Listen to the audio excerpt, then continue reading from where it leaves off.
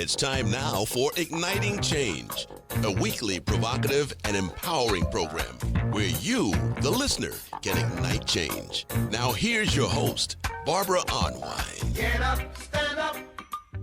Good afternoon, everyone. Welcome to Igniting Change. We have a great show for you today because we are fresh off of our visit to Indianapolis for the HBCU All-Stars game, and we're going to be talking about that incredible weekend of activities. But before we get into the show, you know I got to bring up my mighty co-host. I'm talking about the chair of the board of the Transformative Justice Coalition. I'm talking about the president of the TJC Voter Action Fund. I'm talking about one of the nation's most amazing voting rights, civil rights, criminal lawyers. He is amazing. And I'm talking about none other than Daryl D. Jones. Hey, Daryl. Hey, Barbara, it must be Tuesday, must be noon Eastern Standard Time because we're talking about igniting change. And, Barbara, I got to just come off the top and just hope that everybody who's of the Christian faith just had a wonderful, wonderful Resurrection Sunday this past Sunday, and the families got together, and the kids did what the kids do, and the families did what the families do. But I tell you one thing, Barbara, the HBCU All-Star Classic basketball players did what they did, too. My goodness, what a great time we had down in Indianapolis, Indiana. Yes. And everybody, guess what? It's election day in Georgia and Wisconsin. You heard me. Georgia, if you're in the district that was held, the U.S. House seat for Congress, that was held by Marjorie Taylor Greene, that special election is today. Today, make sure you vote if you have relatives who you know are in that area. Call them. Make sure they're voting. Also today, we have an election in Wisconsin. Wisconsin is voting for their Supreme Court justice vacancy. Folks, the courts matter, especially your state Supreme Court. Wisconsin, get out there and vote. Definitely Wisconsin. We need you to be out there voting. But, folks, this is the time. We talk about getting off the sidewalk, getting into the streets, getting into good trouble, making your way to a ballot box. This is the time to do it right now. So if you are in Wisconsin, if you are in that special election district in Georgia, my goodness, there's actually a brother, and we're not endorsing, but there's a brother that's running for that seat down there, and it appears from all intents and purposes to be quite a contended seat. There's a strong election, folks, that are coming out, strong contingency of voters that are coming out. You got to be certain that you get involved, that you get your vote on if you're available. If you know somebody that's in that special election district, you need to contact them and tell them to be certain that they get their vote on, because this is what it's all about. And that Supreme Court judicial seat in Wisconsin, that's huge. That's huge. So if you're in Wisconsin, anywhere in Wisconsin, be certain to contact people and get them to vote in that judicial elections process that's underway now. We want to bring up our guests. Yes, let's pick up. Let's bring our guests up. So why don't we get into this show? We got some amazing guests. Returning to our show is one of the country's leading racial justice, social justice activist attorneys. Whoa! He is one of the reasons why we have so much good lawyering that's done by the NCBL, the National Conference of Black Lawyers. He is a renowned civil rights attorney, human rights organizer, and author. Yes, he has his own book with 30 years of experience in the movement for black liberation. He's a founding partner of Davis, Bozeman, Johnson Law, one of Georgia's largest African-American-owned plaintiff law firms, where he co-leads the Civil Rights Division and has secured multi-million-dollar settlements, including a $13 million jury verdict and a landmark sexual harassment case. Mawuli Davis has also been instrumental in social justice victories, such as ending cash bail in Atlanta and removing the Confederate monument in Decatur, Georgia. Beyond the courtroom, Davis co-founded impactful organizations, including the Black Men Lab, Let Us Make Men, and the Beacon Hill Black Alliance for Human Rights. He serves as president-elect of the National Conference of Black Lawyers and a senior lecturer at Clark Atlanta University. He has been honored with numerous awards, including the Georgia Super Lawyer title and the City of South Fulton's Mawuli Mel Davis Appreciation Day. He continues to blend legal excellence with deep community activism. Hey, welcome back to Igniting Change, Attorney Mawuli Davis.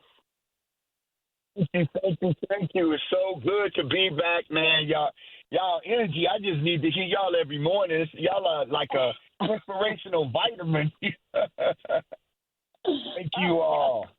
Well, we're so glad and really grateful for you being here. And then we got a double honor because we are joined by Dr. Jana Johnson Davis, who just happens to be the wife of Mawuli Davis. She is an activist, educator, and advocate for equity, justice, and community empowerment, a former special education teacher. She championed non-exclusionary discipline and educational equity in the city schools of Decatur, where she later served as both a member and chair of the Board of Education. She's a co-founder of the Beacon Hill Black Alliance for Human Rights, an organization dedicated to addressing systemic inequities in Decatur, and played a key role in the removal of that Confederate monument on the Decatur Square. Dr. Johnson Davis has organized protests against racial violence and co-led the Loved Ones Not Numbers initiative honoring Georgia's COVID-19 victims. She serves on the boards of Girls Incorporated of Greater Atlanta and is a life member of Kappa Alpha Sorority Incorporated. Her advocacy has earned numerous statewide and national honors for civic engagement and leadership. Dr. Johnson Davis holds a PhD in leadership and change from Antioch University, along with advanced degrees in education and a BS from Florida A&M University. Oh, don't get us started. She has been married to her childhood sweetheart, attorney Mawuli Davis, for 31 years, and they are the proud parents of Kobe and Kari. Welcome to your late appearance on Igniting Change. Thank you, Barbara. It is such an honor to be here. And like Mawuli, your energy is infectious, you and Daryl. And so I'm just really excited to be here. Oh, we are so honored to have you. And I got to bring up the next guest, and then Daryl will bring up our other three guests. And I just met this amazing leader, and it's so much of an honor that he could join us today. We're joined by Representative John L. Bartlett. He serves in the Indiana House of Representatives for House District 95. He's a lifelong resident of Indianapolis.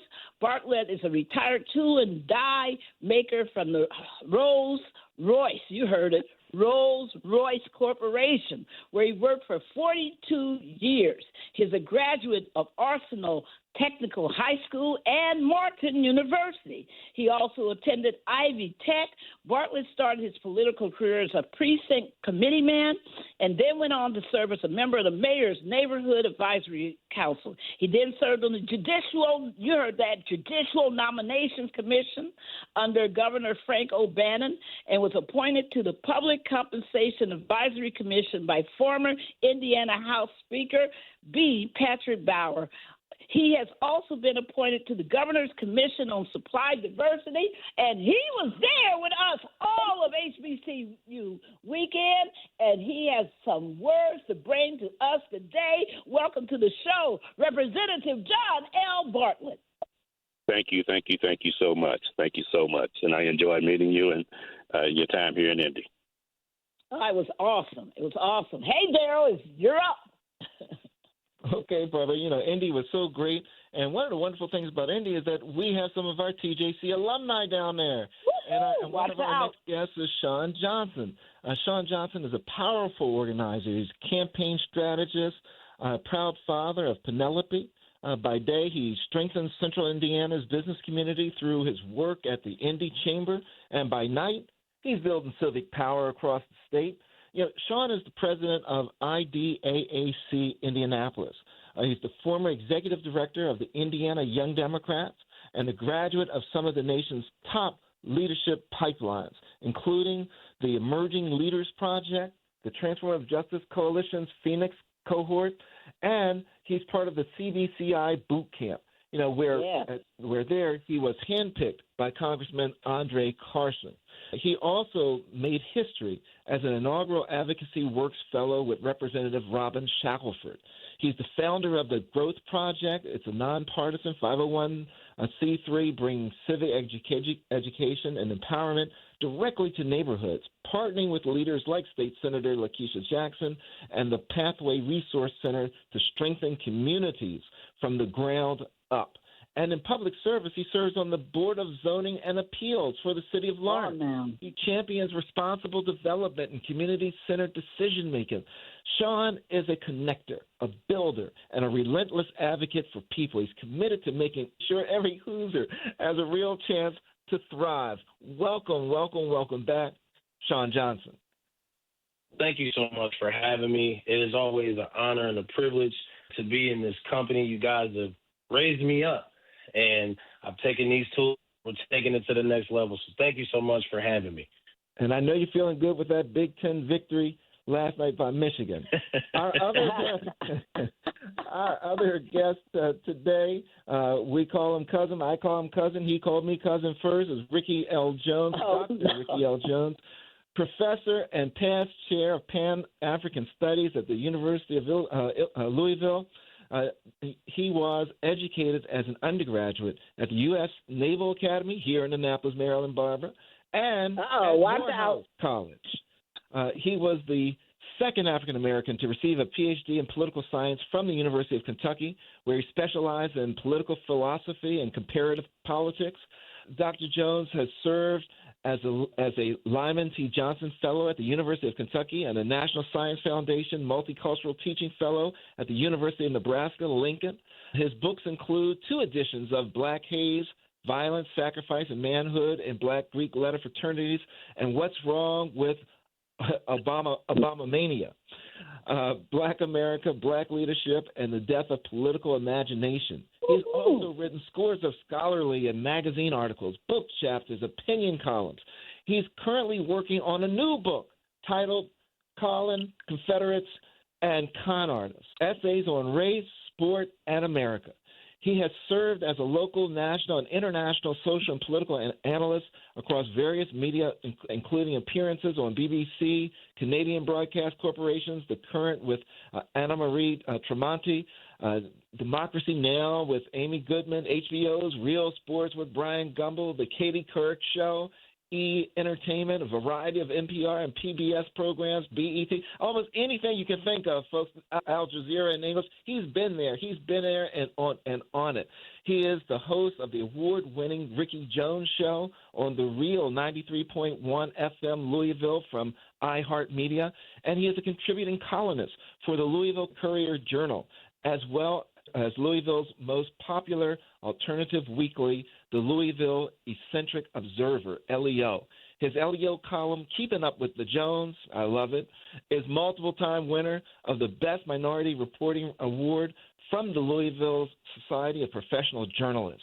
He was awarded SPJ's 2018 Best Opinion Writer Award for his Courier-Journal column, which provides some of the most penetrating and controversial writing in the publication. Dr. Jones has been named one of Louisville's 25 Young Future Leaders by Louisville Magazine and was also recognized as one of Diverse Issues in Higher Education's 25 to Watch in Academia. Welcome, Professor Ricky L. Jones. My cousin, my rich cousin, Brother Daryl Jones. Thank you, man. You found the oldest and longest biography you could. The energy is incredible. So good to be with you and Barbara again, as well as Brother Sean, my brother Mawuli, and his wife. So I'm going to sit here and listen to y'all until you call me to say anything, because there's nothing I can say that's better than what they're going to say. All right now. You're amazing. Thank you, everyone, for being on our show. So let's kick it off. People are listening and they're going, HBCU All-Star Weekend Game? What in the world is that? They're saying, what is that? Why don't I know about it? How do I learn about it? And they're going, what's this social justice program people have been talking about? So I'm going to call on Attorney Davis and Dr. Johnson Davis to open up the show by telling our audience about this HBCU All-Star Weekend. Absolutely. It was incredible. The HBCU All-Star Game was really a vision that Coach Travis Williams had, and he and his wife, Kaya Williams, brought it into fruition and started organizing around having during college basketball's biggest weekend, and so that it could highlight, elevate, lift up HBCU athletes, HBCU culture, and center it when the whole basketball world is watching it. So this was the 5th annual HBCU All-Star Game. The first one was played in New Orleans. The second one was played on a campus, Texas Southern University, HBCU and HBCU. Then we had the third in Phoenix. The fourth was in San Antonio last year. And then the fifth. How fitting to come to the capital of basketball in America, the city of Indianapolis, and to have these great HBCU athletes, their families, and just really come and highlight and showcase during college basketball's biggest weekend, the best in collegiate black basketball. And it just was awesome. And so we have been doing this work, just excited about it. And Jana can talk more about why the social justice part of it is so key and critical. That it's more than just a game, but there were all kinds of activities, including community service work that the young college athletes engaged in. They were over at Sankofa School in Indianapolis, one of the charter schools there. They also went over to a food pantry and served. It was just all about community, and that's what HBCUs have historically been about, building and helping build black community. Dr. Davis, tell us more, Dr. Johnson Davis, about that social justice program. Yes. Yes, thank you. So the social justice component of the weekend was the brainchild of Mawuli, of my husband. And, you know, Attorney Mawuli Mel Davis loves everything social justice, young people, and basketball. And so he really wanted to help educate the scholar athletes that are involved, that are chosen to participate, on why their voices are important, and to affirm that, you know, they have the power to facilitate change.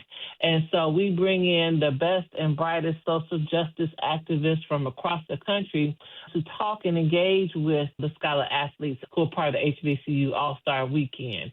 He wanted them to know that, you know, they will have platforms as athletes and how they can use their platform. I was excited when I was invited when he asked me to help co-host and co-facilitate the program, because I love all things Mawuli Mel Davis, but also as an educator activist, you know, I jump at the opportunity to engage with young people. I am a teacher, and even though I'm not in the classroom every day, I think, you know, whenever we engage with young people, we have to seize the moment. And so it has been a wonderful experience for me as well, because I always walk away from that weekend inspired by those young people. Those athletes are just always wonderful, and they seem to just serve as sponges, and they, I think, really take in what is shared from the activists over the course of the panel discussion.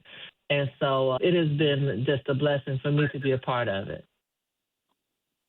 And, you know, Representative Bartlett, you know, you were there for much of the HBCU activities that were going on. And, you know, the state of Indiana, unless I'm missing it, I don't think Indiana has an HBCU that's located within the state. So what did it mean for the community in Indianapolis to be exposed to the HBCU All-Star Classic and all that it entailed? Well, first, let me say again, thank you for allowing me to be a part of this conversation. We do not have an HBCU here in the great state of Indiana. However, we did have a predominantly black institution, and we just lost it this year. I used to chair that board, and it was really hurtful for me to see Martin University close down. As a matter of fact, I'm in the process now of trying to regain that. We had a 50-year history, and to have the HBCU All-Star Game here was really kind of like a shot in the arm. I looked around at the game, and I shared with some folk that I was with. I said, look at all these black folk just here enjoying, and the folk out there on the floor playing a game, but the academics that's out there on the floor, we don't even talk about that. But it's each one of those players are in college. They're in college. They're not in jail. They're in college. And our HBCU teachers invest into our young people, and that's often missed. But that is, in my opinion, it's just huge. And I was thankful to be able to witness that. Mm-hmm. And I hope that answers your question. Oh, no, absolutely, absolutely. And Dr. Jones, one of the things that I would ask that you share with our audience is that, there was a tremendous opportunity that we had to share a panel together.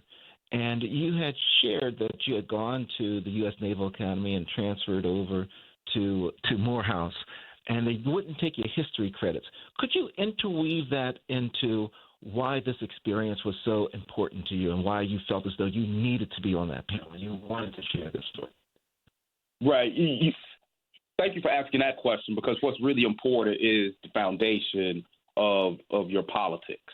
If you don't have a foundation for your politics, how you see the world, then you're going to be in trouble. As Malcolm X said, only a fool allows his enemy to teach his children. And unfortunately, we've allowed our enemy to teach our children. And it happened to me, too.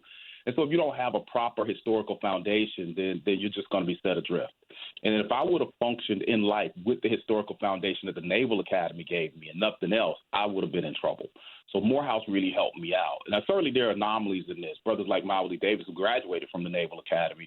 But I think he will tell you the most of the history he has pertaining to our people is self-taught. And so that has to, be on the table, too. But it's more difficult to do it that way. Now, what's really, really scary to me in closing, the raw material that we have at the colleges and the universities today, especially the predominantly white ones, are students who have been deformed to a serious degree in the K through 12 system. And so they're coming in. Certainly, they're not interested in taking Black studies classes, which are really classes about Black people, because they're not interested in Blackness. And I think that we really need to pay a whole lot more attention to what's happening to the minds of our children that's making many of them disinterested in themselves. Because if we don't do that, then I think we're in trouble moving forward. And let's drill down some more on that, because you get to Morehouse and they tell you need some history. And you're going like, I done taken some history. What you mean I need history? And, you want that story, Barbara? I mean, tell it. I just love that story. Tell it. And the story I told on our panel, which Mawuli and Jana already know, certainly because we've known one another since we were teenagers. I get to Morehouse. I had taken a year of history at the U.S. Naval Academy, and I was told at Morehouse they were not going to take my history. They weren't going to allow me to graduate because I didn't have history. And that decision was made by the history chair, Dr. Alton Hornsby Jr., who has passed away now, but he was a legend in history. Morehouse man, attended University of Texas at Austin for graduate school, first Black to get a PhD in history from Austin or UT Austin, comes back to Morehouse, he's teaching. I go to him because I'm told I had to, because he wasn't accepting my history, and I'm trying to plead my case. And the man said to me, look, the Naval Academy means nothing here. This is Morehouse College. And the line I think that you remember, Barbara, and it is a true one, when Dr. Hornsby said to me, he said, look, schools like the Naval Academy, and certainly others, right? He said they've worked for decades upon decades to keep people who look like you and me out of them altogether. And the few of us that they let in, They miseducate you so badly that you're virtually of no use to our people. And I cannot allow you to leave here in that condition. And as I told the audience, he told me, he's like, go get the syllabi, bring it to me. If they've taught you anything about black people on the continent, throughout the diaspora, or here in America, I'll give you the history credit. You go on, you graduate, and you be okay. But he was absolutely right. Those classes at the Naval Academy taught me nothing of any consequence about black people. So I had to take that history at Morehouse and Spelman. And it was a life-altering thing for me. I needed those classes. And so I actually grew close to Dr. Hornsby later as a professional, and he laughed about it until his death when we'd be at conferences together. He'd go, hey, Jones, tell everybody about how I saved your mind when you were an undergraduate. Oh, Lord. Yeah, I miss him. We love that story.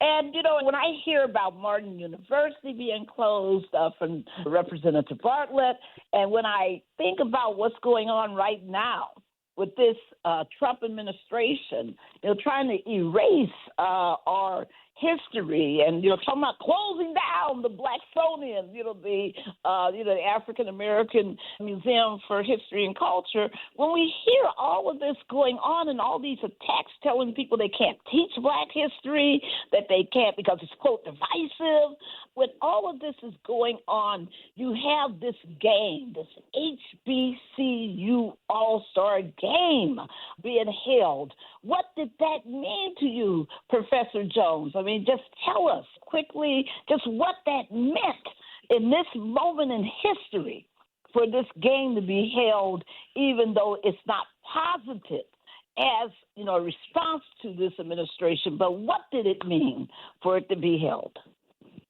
Well, I saw the game as an extension of black athletic and academic and intellectual unity, an extension of that, where people could come together and not just play basketball, but that's why that panel was so important, that the athletes were there, that the community was there, and it provided an opportunity for all of us, people like us, to meet one another so that we're not constantly reinventing the wheel in these different spaces where we are. We are better together, as Trey told Ricky. You see what happened when they split up.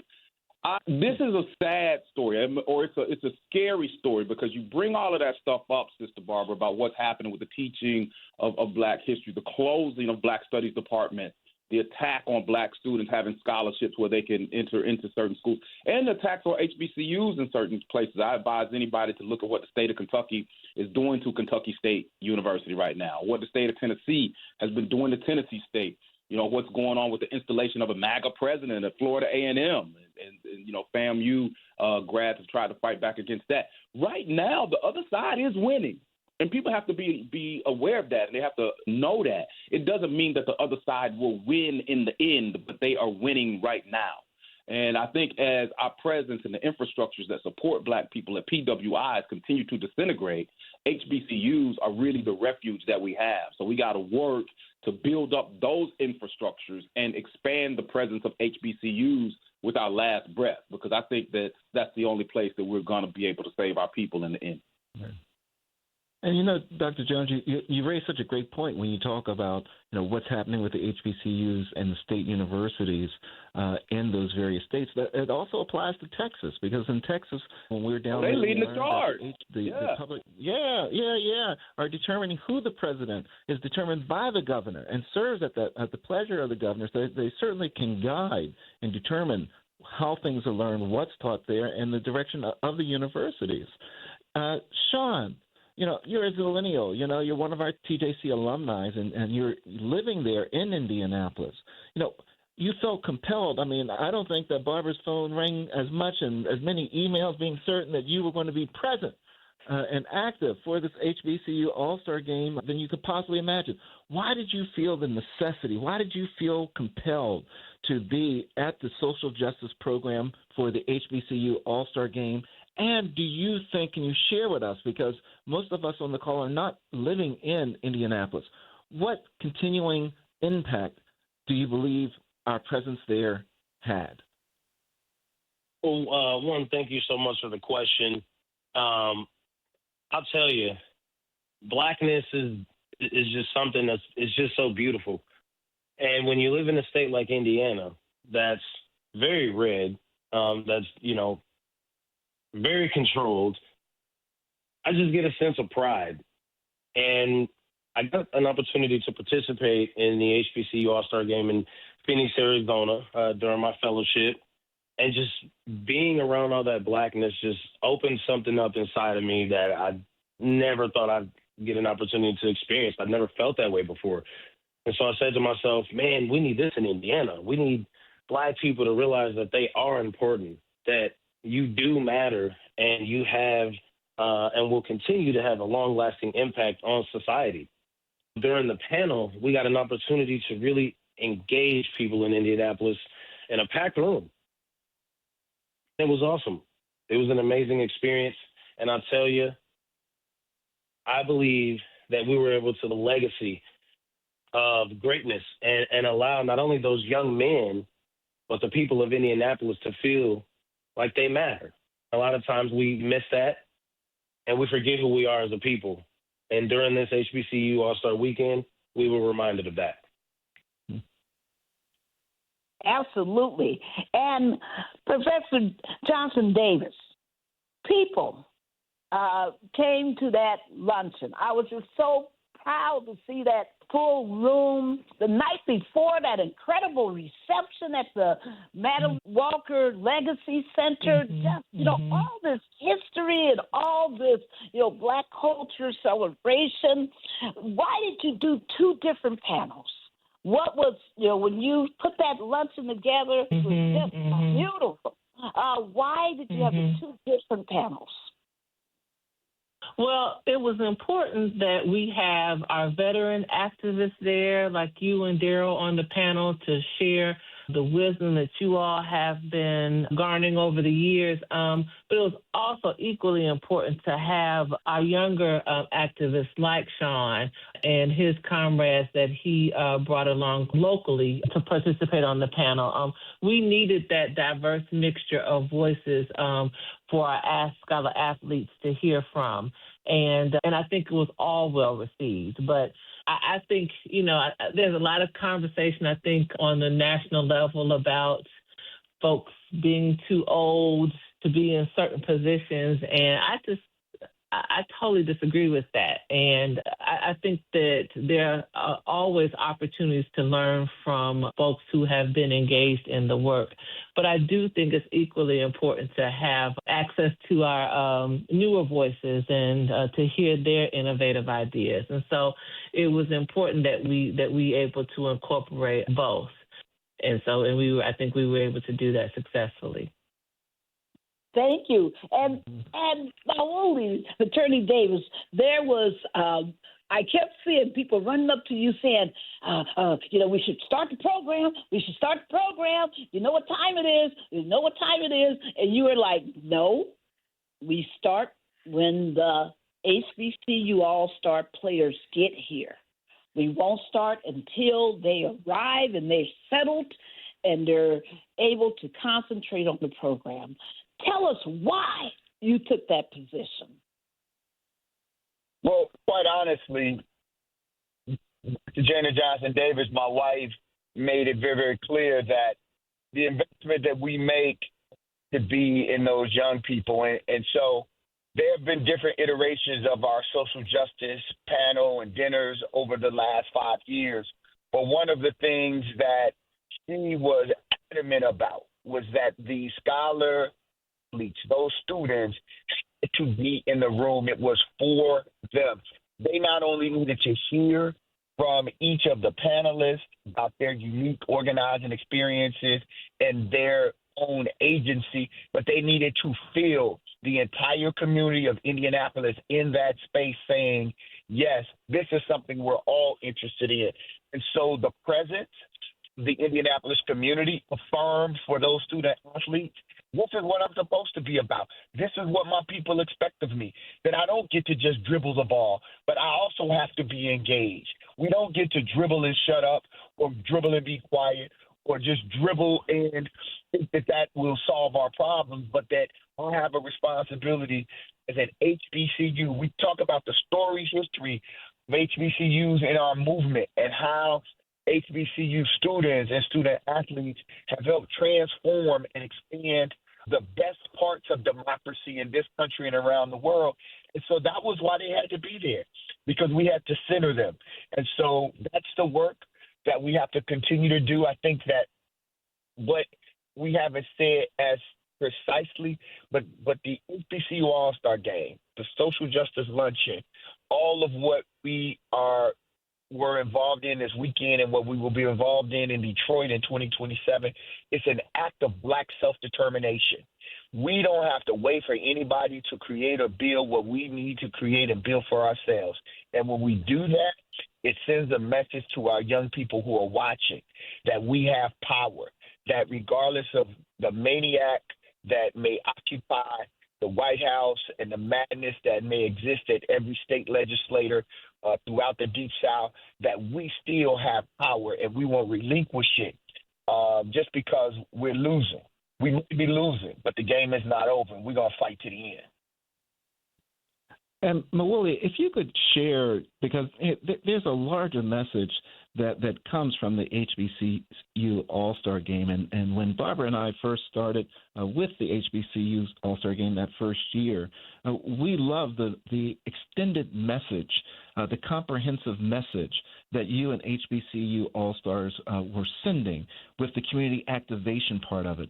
Could you share with our listeners not just the basketball part of it, because when the basketball players go into the community and into feeding people and preparing foods and meals and kitchens and things like that, could you share what went on in Indianapolis with that aspect of it? Yeah, and here's what's really deep, right? Because Kaya Williams and Travis Williams have been intentional from the very beginning about having community day, right? And that community day has been these student athletes being in relationship with community members, mostly children, but community members, whether that's them doing basketball clinics at the YMCAs or them going over to Sankofa School like they did in Indianapolis. And one of the things that, you know, when you have NBA players do it, they just send all kinds of spark and encouragement just through to the children. But when you have these HBCU players, there's a reciprocity that takes place so that, you know, they're looking up to these guys and they're like, they may not know their name, but they just see them and they're proud of them, these young people. But at the same time, you could see the impact on these student athletes, that they see community outside of maybe where their school is or where they were born and raised. But Black community is everywhere. So wherever you find yourself, student athlete, wherever we find ourselves, listeners, we have to be engaged in building community. And that's what I think Travis and Kaya have been very intentional about. And so the social justice part of it is just another layer to the work of engaging community in a very real and tangible way. It's no fluff. Clearly, if we're going to bring Sister Barbara Armwood, Daryl Jones, and Ricky Jones into a space, y'all know it's serious business. And so, you know, we can't bring in those kind of people just, you know, to chat about it. And then to see Sean, his comrades, one of my young brothers, Sabukwe, Jawanza, all in the same space is just an example of what's possible. Mm-hmm. Awesome. And I, Representative Bartlett, this year, all eyes are on the 2026 midterms. And we started this show talking about the elections being held today in Wisconsin and in Georgia. And it's so important for people to be involved. What do you anticipate will be the most critical social and racial justice issues that will confront Indiana's Black voters? Well, that's a huge question there, and I really don't have an answer to it. Let me share this with you, though, about the great state of Indiana. It's red. It is red. I serve in a district, House District 95, and prior to me, Mae Dickinson was a state representative. She's passed on now, but I was her campaign manager for 16 years. She filed a lawsuit against the great state of Indiana because in Lake County and Marion County, which is the two largest populated African-American counties in the state, we had multi-member districts. So she filed a lawsuit so that every district would have its individual state representative, and she won that lawsuit. She was the first state representative in House District 95. I was number 2. Also in the great state of Indiana, the highest populated African-American communities are Marion County, Lake County, St. Joe County, Allen County, Vanderburgh County. In every other county, in the other 87 counties in the state of Indiana, they go to the poll and vote for their judges. They have a system to select the judges in the 5 counties that's most populated by Marion County, by African Americans. And that's all done legislatively. But in the House of Representatives here in the great state of Indiana, we have 100 House of Representatives, 30 Democrat, 70 Republican. If we don't show up, they still have a quorum. They can take their business. And in the Senate, it's 40-10. So if they don't show up, they can still go to work that day and take care of business, and just the 10 Democrats didn't show. And we really pushing our people the importance of voting, the importance of having at least enough to break quorum. We need a 50-50, close to it. And that's what I'm pushing for. I'm not just trying to push enough to break quorum. I want us to have enough to where our voices are heard. And right now, we continue to fight, and we must always fight. But you really have to work across the aisle, negotiate really tough to get anything done here for our people in the great state of Indiana. The governor here, who was Trump's boy, brought some legislation in with IU, Indiana University. He now selects board members who will select the president of Indiana University. A lot of the alumni was upset about that, but he pushed it through. I mentioned earlier that we closed Martin University, and what he wanted to do was to turn Martin University into a job-ready facility. And to me, that said, let's go back to slavery. We don't want you educated. We just want you to know how to do our work. And so the academic piece, they're taken away from us in the great state of Indiana. Also, cursive writing was taken from the curriculum in our public schools. So if you look at that, well, we got computers, we got this, but understand the Constitution of the United States is written in cursive. The Bill of Rights is written in cursive. There was a family, I think it was Santa Monica, California, that went back and they sued because some land had been taken from them, and they got it back. And I think the land was worth several $1 million. Yes. And now, if you go back and do the research, because they took a lot of our land in the South, if you go back and do the research and they cannot produce a bill of sale, then you can recover that land. But all that documentation is written in cursive. So if you don't understand what you're looking at, whatever they tell you, that's what it is. So we've got so much work to do all over these United States, and certainly in the great state of Indiana. We must bring back Martin University. I'm working on that as we speak. We have to do that, and we have to stop allowing them to just let our neighborhoods and our communities to deteriorate, because they'll suck all the money out of it and let it go down. So look what those black folk did.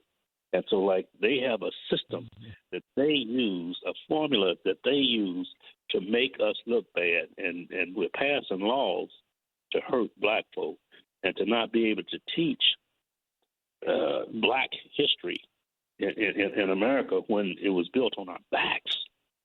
It's just sinful.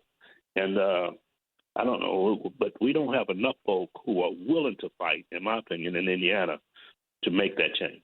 And I'll shut up there. Wow. And I think that's really a great point that he's made there, Dr. Jones, with regards to the value of the HBCUs and those that are defenders of the HBCUs. And I think, and Mawuli, I don't pretend to speak for you or Coach Williams. I think that's part of the value of the HBCU All-Star Game and having it travel around with the NCAA tournament, that it ends up in places like Indiana. It ends up in places like Houston. It ends up planting a flag, blowing a horn to call attention to the HBCU experience. Dr. Jones, could you share with us what is your instruction to all of us to keep informed and knowledgeable to defend our history, our culture, our institutions, and the traditions as we build forward? I think a very important thing that the representative brought up was, you see what happened to Martin University. He explained it exactly correctly when he said they wanted to basically turn it into a quote-unquote job-ready institution, which is a kind of a return to late 19th century Booker T. Washington industrial education model. No tax on Tuskegee, because Tuskegee expanded beyond that eventually. But where they closed Martin because black folk fought back with we don't see this happening, they just did that to Kentucky State in Kentucky, turned it in what they call a quote-unquote polytechnic institution. But to keep it simple before we run out of time, I think what people need to understand is this is an overall attack on black access to education. I think if you look historically, there is a reason why black people fought so fiercely to be educated coming, out of a country that forbade them to learn how to read during slavery. Oppressive forces have always understood the power of education. So black people fought for it. White people fought against us having access. So what we're really seeing people trying to do is, one, limit access to PWIs. And if black kids get into these PWIs, they've dismantled the support infrastructure at those schools, so it makes it very, very difficult for them to get through those. And simultaneously, they're also trying to attack HBCUs. So the experience of the private HBCUs and the public HBCUs that are subject to legal attacks from places like Indiana and Kentucky and Florida and Texas, those are a bit different experiences, but they are coming for these schools. And they're coming for these schools because they're coming for black access to education, intellectual development, and ostensibly leadership.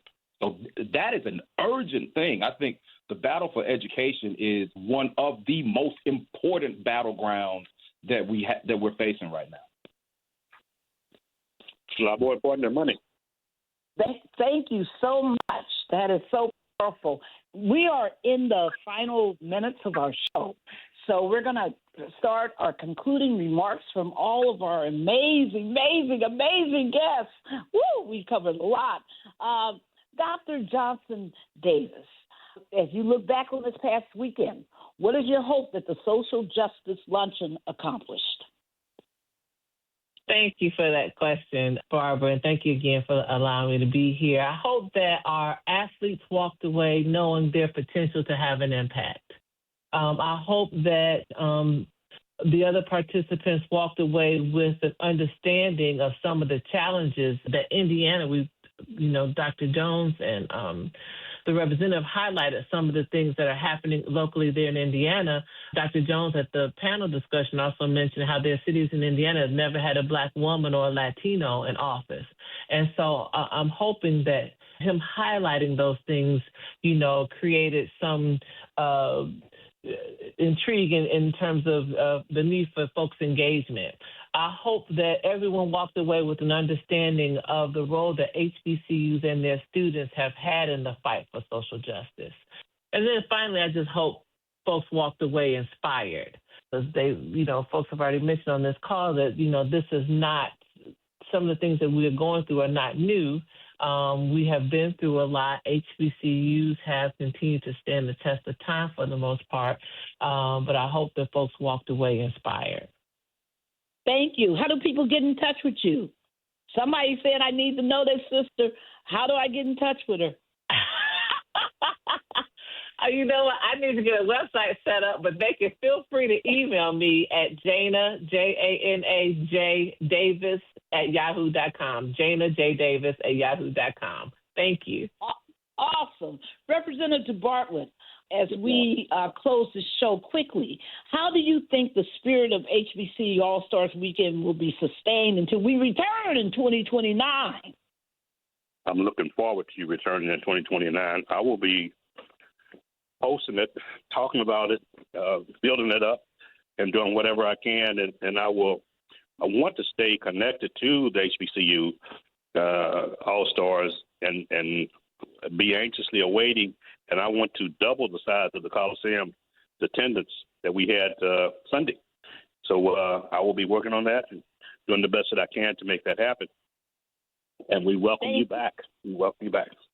And how do people get in touch with you, sir? Well, my email is h95@iga.in.gov. Fantastic. Daryl? And my phone, I got a phone number. Just call me. That's the best way to get me. It's 317-545-1341. 317-545-1341. I prefer you call me or text me because I don't always read my emails. Okay, fantastic. And Sean Johnson, Sean, there are all these Zillennials and Millennials and Gen Zs that are out there, and they say, I need to get a hold of Sean Johnson. I need to have him come and speak to my group. How do people get in touch with Sean Johnson? And could you close with some words of encouragement as to why Gen Zs and Zillennials should be involved in this political process? Absolutely. I love email, Navy, Navy, 1885 @gmail.com. Representative Bartlett is much more brave than I am to give his phone number out. But that's why we lean on him to lead us. I will say, I hope that everyone was able to take away the importance of one, what it takes to celebrate us, and two, what it takes to maintain. I think that we've awakened a lot of things inside of a lot of young Black people. I hope and pray that from the panel that the older generation was able to gain a better sense of trust in young leaders like myself and others, because you guys have poured into us, and there's some of us, I ain't gonna say all, then I'm just being real. Some of us are ready to receive more. Some of us are ready and are going to continue to do the work. I most certainly will continue to do the work, and I am so excited that TJC was alive and well in Indiana. I'm excited for it. So it took. I prayed for TJC to come to Indiana, and it happened. So thank you all for what you're doing, and I look forward to continue working with you. No, thank you. I appreciate that so much, Sean. Cousin Dr. Jones, how do people get in contact with you, and take 30 seconds for your closing words? Okay, you can contact me in my personal email at Ricky Jones, no E in that, Ricky, RCKY Jones 302 @gmail.com. That's Ricky Jones 302 @gmail.com. And what I would say about this overarching project, it seems to me that this is probably the budding of a mission to retake the mind of the Black athlete. It seems to me that there are a little bit over 100 HBCUs in the country right now. What if we had 3 to 5 Black professional athletes adopt each HBCU and do the same thing for those HBCUs which they adopted, athletes across the NBA and NFL, and do the same thing for those HBCUs that Steph Curry did for Howard University's golf team? So if we were able to retake the minds of those Black athletes, as people talk so much about capitalism, and they injected capital and care into those HBCUs, whether they attended an HBCU or not, that would be game changing. So I think that's a project for us to pursue in contacting those Black athletes. So thank you all for allowing me to participate with you. Thank you so much. And Attorney Mawuli Davis, thank you so much, brother, for the concept, the work, and everything for the Social Justice Panel, and all that you're doing for the HBCU All-Stars. I know people are interested in getting more information on HBCU All-Stars, and we want to be certain that people know where you're going to be next year for the All-Star Game, and how they can contribute, and how they can encourage their universities, HBCUs or otherwise, to contribute. Brother Davis, your closing remarks and how people can reach you. Absolutely. I would encourage people to follow HBCU All Stars on Instagram, all of the platforms, because there's information, a recap that's coming out. I think it's just incredibly important that we follow the things that matter. And you can reach me by emailing me at mdavis@davisbozeman, BOZEMAN, law.com. And I'm encouraged. I'm excited. I'm already thinking about strategies as we move forward. So thank you all for what you do. Barbara and Daryl, you guys are the best. And, it's shown when your mentees and your fellows show up in the way that Sean showed up. He is a fruit of your labor. And so we're grateful for him and the impact that he had on this social justice panel and making things happen the way that he did. Thank you so much. And I can just say that we were moved by people who stopped us all the time we were in Indiana from that panel and said how much they were moved by it, how it helped them. Mostly, I was just really moved by the young people who kept coming up to me during the whole time I was there. Go ahead, Daryl, take us on. Certainly big thanks to Attorney Mawuli Davis for all that he did with the HBCU All-Stars. Thank you to Dr. Jana L. Johnson Davis for being with us today, Representative John Bartlett for being with us today, TJC alumni Sean Johnson for being with us, my cousin Ricky L. Jones, Dr. Ricky L. Jones for being with us today as well. Folks, we say it all the time, and I'll say it again. There comes a time when you've got to get off the sidewalk, get into the street, and get into good trouble. That time is now. If you are in Georgia, that time is in now in that special election. If you are in Wisconsin, that time is now. Till next Tuesday, noon, Eastern Standard Time. Peace, everybody. Peace. The views and opinions expressed in this program are those of the hosts and guests and do not necessarily reflect the views of Urban One Incorporated, Radio One, or any of its subsidiary companies. The preceding program was paid for by Barbara Arnwine.